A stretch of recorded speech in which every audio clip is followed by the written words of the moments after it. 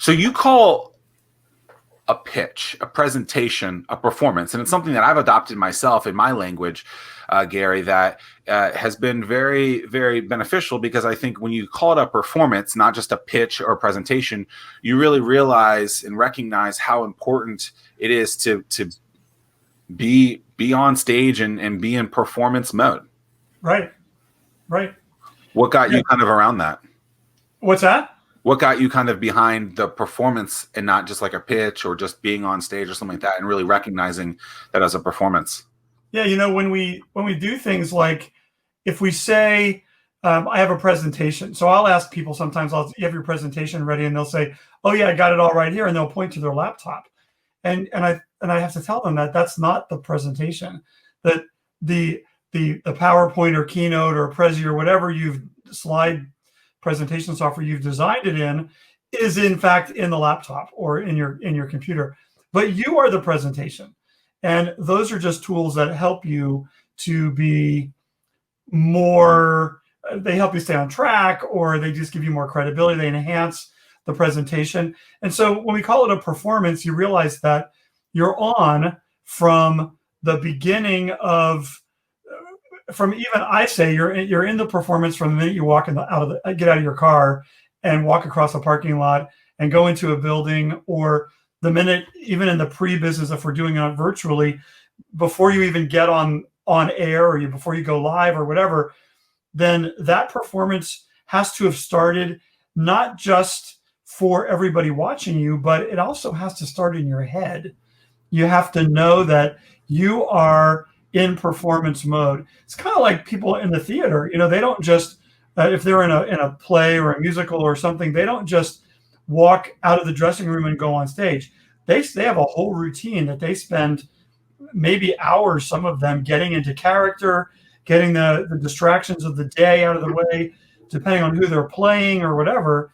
They really, really focus on making sure that they are in the space that they need to be in their heads emotionally, so that they're able to give the best performance possible. Well, and the audience isn't looking at the playbill the whole time, looking Right. at that, right? So if you really, I've always said that the slides that accompany it are secondary or supplementary information that really shouldn't do anything to distract the Right. actual performance, right? And so can you imagine spending $200 on a ticket for an event in person with a lot of people? I don't know if you can remember what that was like, but at some point in life, we did do those type of things. And then just reading the playbill, which is like the schedule of how things are going to go on, or who the actor or actresses are the entire time. That would be a waste of your money. Now, you might look at it every once in a while, but that's not what you're there for. That you don't look at the at a football game, whatever the program is, the entire time. You watch what's on the field. That's the performance, and it's genius. And I've loved that ever since that you. Because you talked about it probably a couple of years ago, doing that. Yeah, and so that performance idea really helps my clients when I tell them that, and even students I've taught, as I don't talk about the presentation, really say, well, we have a performance coming up here, and when we do that, then they're in a different place. They know that they're going to be seen, and then of course that we have to help people get past the fact that they're going to be seen, and that they are the main attraction, if you will. And so we got to help them get past that anxiety about being seen, because a lot of times some people just don't want to be seen, or they're just not used to having all eyes on them. But when we start talking about these presentations or pitches or whatever being a performance, which is really, as we've talked, it's also not just a vocal performance, it's a visual performance as well. And it's really, it's a full body experience, and they've got to be ready for that. What do they look like when they move their hands, and what do their facial expressions look like? And I often think about in communication studies, we learn that people generally will believe what they see more than they believe what they hear when it's a performance where they can actually see people. So you got to look like what you're saying, or it's not going to have as big an impact as it could. Well, one of the things that's really, I think, misconstrued is the fact that when we talk to people about their performance or their presentation, they'll be like, "Oh yeah, I worked on my slides for like 20 hours," and they spend all this time on their PowerPoint slides, and they spend 5 minutes on what the soundtrack is or what the actual performance is going to be. Right. So what's your take on that? I literally, hold on real quick. I literally did that with someone this morning, and I was like, start talking it out, start talking it out, start talking it out. They're like, no, I don't want to. And I'm like, okay, like that's what you need to do. That's the performance, not the things behind you. Right. People would love to look at The Rock all day, but that's not my slide. This is the slide. Yeah, exactly. And a stunning specimen it is, right? The Rock or me? You, of course. Yeah. So people need to really be thinking about everything that's going to be seen around them. And in these days of video conferencing things, is that you got to know like what's behind you. Like, is there, in this case, I have a bookcase behind me, and the books are pretty much in order, and that's fine. And I make sure that any books that anyone can see are okay with me to be seen. But I've had clients who are going to be on national television. They're going to be on an interview, and the bookcase behind them is a disaster. And they have a picture that they don't want people to see, and they didn't even think about it. They've looked past that their whole time, or they have piles of junk laying around. That's all part of the performance too. And what do you want people to see, and what do you want them to hear, and how do you want them to, what kind of impression do you want to leave them with? What do you want them to walk away with thinking about you and the performance? And so I guess going back to what you asked before, Tim, is that people need to start rehearsing. And the thing that I see a lot is that they will prepare the slides, they will prepare the script, they will write all that stuff down, and they will leave themselves very little, if any, time to actually run it, to practice it, to video record it themselves and see what they look like when they're saying these things. And then, is that how I want the audience to see me?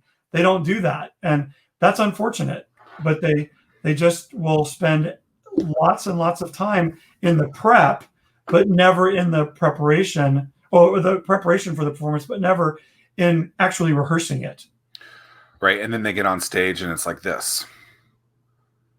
A quick glimpse into what you're getting into. Standardized tests, participation trophies, clothing sizes at a very young age. Like, and then they read, and then like, by the way, this is a super secret project that I'm working on. Yeah. And you're like, standardized tests, participation trophies, clothing sizes. What is this guy talking about? Exactly. Well, and one other thing that people should realize is that the more that you bring up with you, and it's written out in full text, whether it's, well, first, we don't want full text on the slide anyway, but good. Death by PowerPoint, right? Yeah. But if you bring up a script with you and it's something that's readable, then for sure people are going to read it. If you are forced, if you bring that tether up with you, you're going to read it. So I always say, minimize that to bullet points on your notes. Just trigger words that you know what you're going to talk about, and then talk about those things. But because if you know your subject matter, you're going to talk about the things in the detail that you need to talk about them. But if you bring up a script with you, you're going to try to read it, because we're just wired to not want to make a mistake. And so we're going to read the script, and then nobody wants to hear you listen to you read to them, if you will. Yeah, and it's funny. One of the guidelines that I use is guesstimate whatever the average age of your audience is going to be, and use that number, or divide it in half, and that should be your font size for your slides if you have slides. And then the pushback you get right away is, well, I can't fit everything on the slide then. And it's like, right. Well, that's exactly the point. Yeah. And slide creation, there's lots of good videos out on YouTube about that. A rule that I generally use is a 6x6 rule.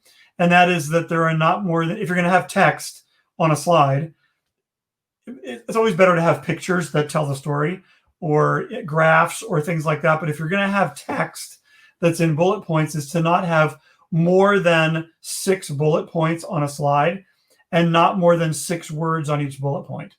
And definitely not in sentence structure, not complete sentences. It should just be snippets of things that are in each of the lines. And that way people can easily look at it while you're talking. They can reference it, and then they can move back to you again, because as Zach and I have been saying, you're the performance. It's all about you, not about the slide that's simply enhancing or confirming things that you're saying. And another thing to think about, even on slides, is that if you can use animations, and I don't mean crazy animations like spinning things and sound effects and all that, but just an appear. If you have a transition that says appear, or an animation that says appear, and you just have it appear, but to only have things appear as you're talking about them, and not put the whole 6 lines up on the slide and then start talking about the first bullet point, because everyone's going to read ahead and wonder what those other things are. So there are clever ways to do that so that you enhance your performance instead of basically showing your hand, and then the audience is going to get distracted. And how do we keep them from doing that? And how do we keep them with us in the performance? Well, we only show them what we're talking about right now. We don't show them the next 4 points.